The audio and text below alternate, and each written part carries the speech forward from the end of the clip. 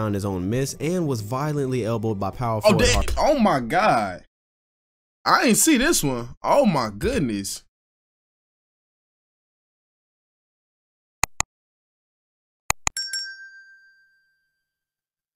YouTube, what's up with y'all, man? You know what I'm saying? We back with another video. Today, we got 4 crazy stories from Larry the Lobster, you know what I'm saying? This should be something interesting to watch, you know. So we've been watching a lot of Larry and a lot of Jordan, but somebody recommended me this video and we about to get into it. But before we get into it, make sure you subscribe, bro. We are definitely getting closer to 1,000 subscribers. And come on with it. Come on, I'm waiting. Let's get it. Let's get it. I'm turned. But man, make sure I like the video though. I just saw it. No, I'm serious though. But make sure I like the video. Comment what y'all want to see next. And let's see how tough Larry Bird is, man. Bryant, and most of us have actually seen with our own eyes how incredibly tough the guy was, trying to play on a freshly sprained ankle to wheel the Lakers to the playoffs, winning the championship with a fractured finger. He's got a great case for being the toughest player in NBA history. But then there's Larry Bird, and many people don't know it, but he might have been equally as tough, if not tougher than Kobe Bryant when it came to pain tolerance. Oh no. He was definitely like he surpassed Kobe with the pain tolerance. I seen Larry Bird do some crazy stuff. Bird was such a warrior that he often didn't even like to let the team staff know he was hurt. That is until later in his career when his back had deteriorated to an unbearable point. And because Bird was such a warrior, today I want to tell you guys 4 crazy stories about Larry Bird's insane level of toughness. What's up NBA fans, Dom2K on the mic, and you've probably seen the shots of Larry Bird torturing himself later in his career when his back was forcing him into retirement, but you might not know what allowed him to deal with that pain in the first place. Bro, every time I see that, bro, my eyes get to tingling, bro, for some reason, bro. Just that fall, just the hustle in general is just crazy. Turns out Larry was dealing with physical ailments even before he entered the league. Before he'd ever played a game with the Celtics, he actually had his knuckle shattered by a baseball that put his professional career in jeopardy. But because he's Larry Bird and Larry Bird is from a different planet, he was able to put together a top 10 NBA career despite not ever having the same shooting touch before he shattered his knuckle. Wrap your mind around that for a second. Larry Bird accomplished everything he did in his career, and he said out of his own mouth that he never had the same feel for the basketball after the knuckle injury. But as it turns out, that's just an appetizer compared to what he'd endured throughout his career. Let's jump into it. Number 4, hole in the face. I figured we'd start off with something crazy we've seen before. Remember when Russell Westbrook fell down after his free throw and got a hole kicked in his jaw? Yeah, that left a lot of us wondering if Westbrook was actually Android a human, because he got up, moved his mouth around a little bit, and finished up what was left of the game. Luckily for him, that was only about 1 second of game time. However, it turns out that 33 years earlier, Larry Bird actually had already accomplished this superhuman feat, and surprisingly, he did Westbrook one better. I originally thought there wasn't footage of this on YouTube, but I'm so thankful there was, because you need to witness how brutal this was. In a 1982 game against the Milwaukee Bucks, Larry Bird drove left to the basket and tried to bank in a routine jump shot. It clanked off the rim, Bird went up to rebound his own miss, and was violently elbowed by power forward. Oh my God. I ain't see this one. Oh my goodness. Bro, did y'all see that? Off the rim, Bird went up to rebound his own miss and was violently elbowed by power. Bro, why did he put so much strength into that elbow? That remind me of the Ron Artest elbow, bro. No, bro, that's crazy. Power forward Harvey Catchings, where Westbrook. No, bro, he is out for the count. No, bro, don't say sorry, nah, bro. You knew what you was doing. You knew what you was doing. Westbrook's injury was an accident by his own teammate that didn't even look too bad initially. It's a bit difficult to look at this footage and say it wasn't on purpose, and you actually cringe a bit when you see how hard the shot was. The elbow practically knocked Bird out and left him lying on the floor for several minutes as he looked seriously injured. From what I can tell in the tape, the injury appeared to happen before the end of the third quarter, because Larry Bird went back to the locker room and came back out before the period had ended. In the fourth quarter, playing with what we now know was a fractured zygotic arch, Bird would score 8 more points, including a poster dunk, 2. Oh, he was good. You probably go good. Man, I just need a cup of water, man. I'm good. I need a little rest, cup of water, get back out on the court. Simple as that, bro. But no, that elbow was kind of vicious. I ain't gonna lie. I ain't seen that one. And just to see that, bro, Larry Bird, that's a tough soldier. Tough soldier. 2 assists, adding some defense and hustle plays, as he was even shoved out of bounds during one of the possessions.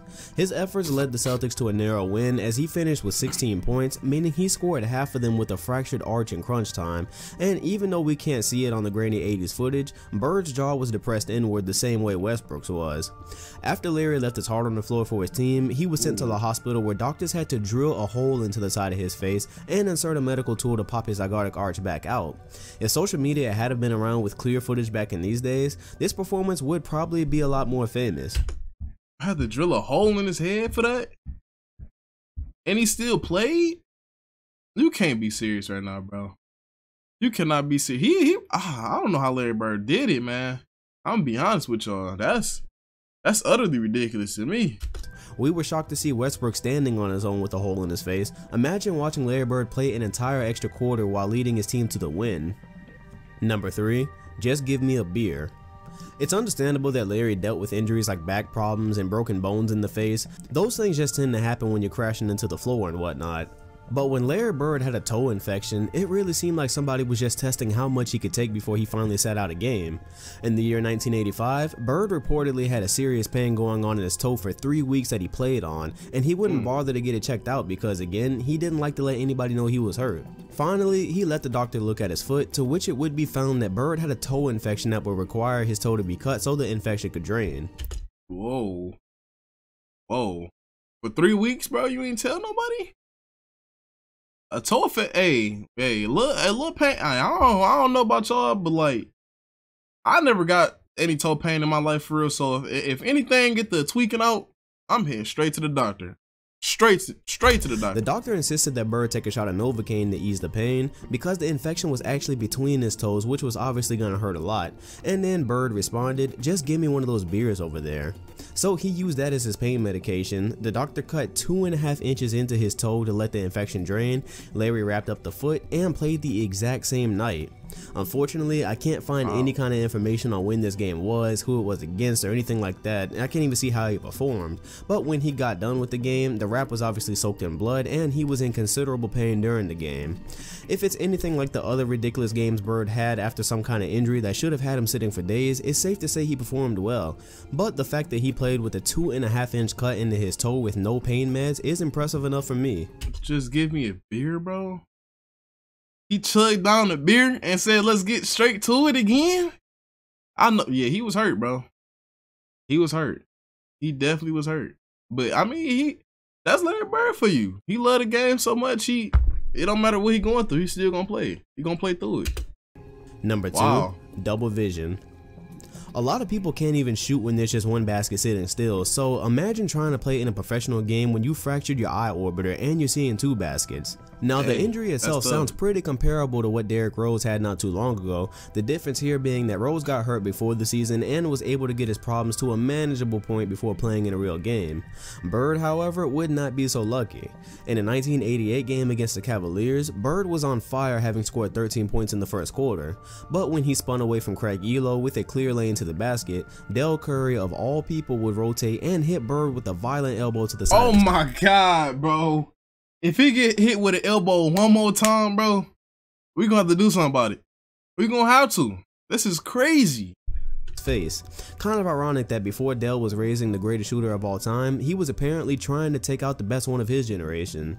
Anyways, Bird sustained a fractured eye orbiter that again kept him on the floor for minutes. He went on to the locker room for treatment, came back out like he had done. Oh, I don't know which one worse, bro. Cause Larry Bird went into that elbow, and the other one he hit him like, I don't know which one worse, bro. He went head on with that one though, and that he looked like a big guy with a big elbow. So I don't know. I don't know, bro. Hey, let's see what they got to say, bro. 6 years earlier, only this time he would score 18 more points to put the finishing touches on a 31-point game that included 5 rebounds, 3 assists, and 4 steals on 11 of 20 shooting. But the stats weren't even the most impressive part. According to Larry, he played the rest of this game with double vision, and as he described it, he saw 2 baskets for the rest of the game, leaving him to guess which one he had to shoot at. But that's not the best part either. Not only did he light Cleveland up, but we know double vision doesn't go away after one game. As we've already established, if there was any other option than to sit a game out, that's what Bird was gonna do. He ended up playing 4 more games with goggles that I'm not even sure anybody really knew he wore, and in those games, he scored 36, 30, 28, and 34 points. In typical Larry Bird fashion, he shot a staggering 55% from the field with that. With goggle Larry? Goggles? I've never seen Larry Bird with goggles. Hey, I'm learning some good new information on this video. I ain't even gonna cap. Wow. Violent elbow, fractured eye orbiter, goggles, elite scoring, hitting on over half of his field goal attempts.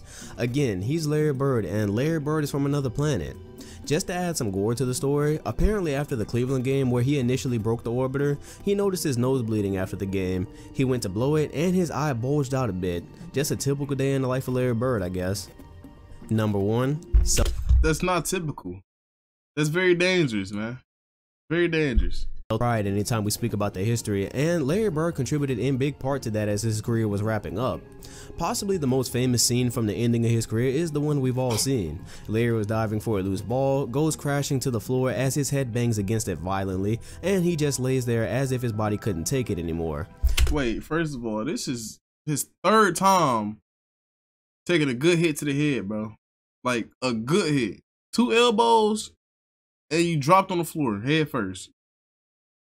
You might have to wrap it up. Truth be told, it really couldn't. Bird was dealing with insane back issues by this point in his career, and it was through sheer determination that he was even playing by this point. However, the story behind this scene is that not only was Bird's back locking up on him, but the shot he took to the head actually knocked him unconscious for a second and left him with a concussion that threatened to keep him out of the rest of an elimination game 5 against the Pacers. By this point, Larry was 34 years old and had missed 22 games throughout the season, and his best days had been stripped from him by an ever deteriorating back.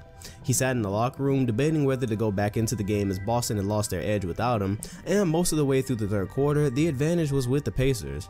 When Larry asked the doctor for advice, he said he should be done for the day, but by this point, we all know Larry just wasn't built like that. He was still breathing, so he went back into the game with the Celtics down by 3, while they were being cracked over the head by Chuck Persons, I might add. With Bird back in the game, Boston would go on a ridiculous 33-14 run and went on to win the game by 3 points, sending the Pacers home for the playoffs. Bird finished with 32. Y'all should have knew Larry Bird was coming back, bro. I don't even know why everybody's acting confused, bro. This one is first time doing that. You already knew he was coming back. 2 points, 9 rebounds, and 7 assists while shooting 63% from the field. But again, that's not the most shocking part of this story.